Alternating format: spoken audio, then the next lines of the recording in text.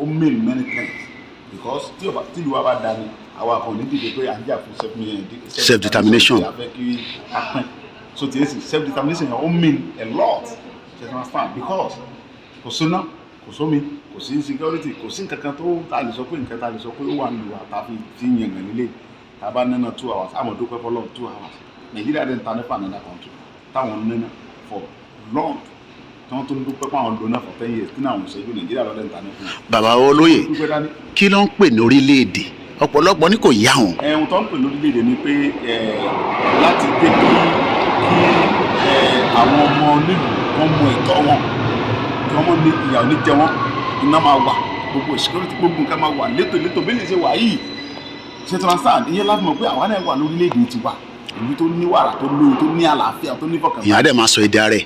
a máa sọ èdè wa kò sí pé dandan gbogbo English ṣe èdè lédè ni it's not my language. ẹ sọ pé èdè English. it's not my language. à ń yá lónìí. yeah Yorùbá is my language. I'm a critical Yorùbá man because I have tribal man. ṣe transand so Yorùbá is my language it's my culture it's my everything. Ọlọ́run bá tó dá mi ní Yorùbá wo ló mọ tó fi ṣe mí lọ ẹ̀ wọ́n ti kọ́ sáńdà bá ti ní ìlú. ṣé pé èèyàn lè ṣé pé èdè wa ó ní. èdè wa ló fà ìlú Yorùbá yìí èdè wa ló lọ́dọ̀ kó kọ́dá àwọn Yorùbá yìí lọ́dọ̀ kó kọ́dá ìṣúná àbẹ̀ ká wọ́n ti yà. àsáwọ̀ ni wọ́n ní má lè náà ti wá. ààbò lórílẹ̀‐èdè kan kí ló ń pè láàbò kí lè important ẹ̀.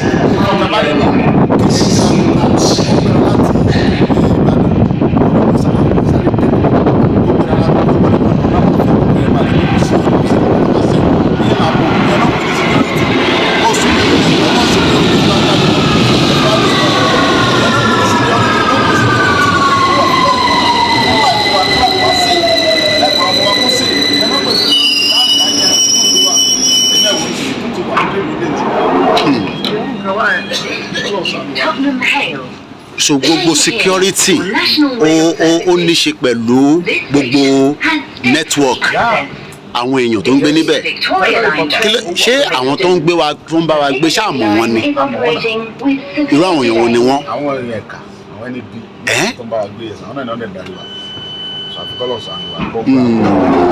ẹ ṣé gan-an bá wa.